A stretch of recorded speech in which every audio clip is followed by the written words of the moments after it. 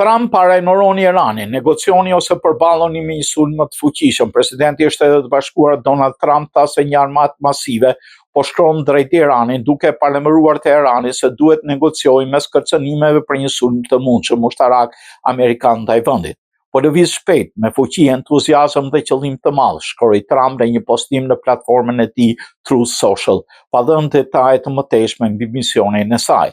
Shpresojmë që Irani shpejt do të ulet në tryezë dhe do negociojë një marrëveshje të drejtë dhe parapartë pa armë bërthamore, një marrëveshje që është mirë për të gjitha palët, shtoi ai.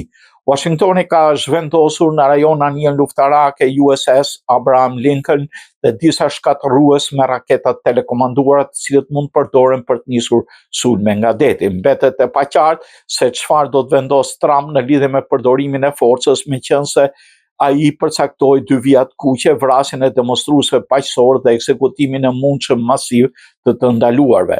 Vala e protestave në Iran, e cila shpërtheu më 28 dhjetor për shkak të rënjes së monedhës rial dhe rritjes së kostos jetesës, pa mbi 6.000 dhe 30.000 të vrarë, ndërsa autoritetet nisën një shtypje të përgjithshme demonstratave sipas organizatave jo fitimprurëse dhe burimeve të tjera brenda Iranit.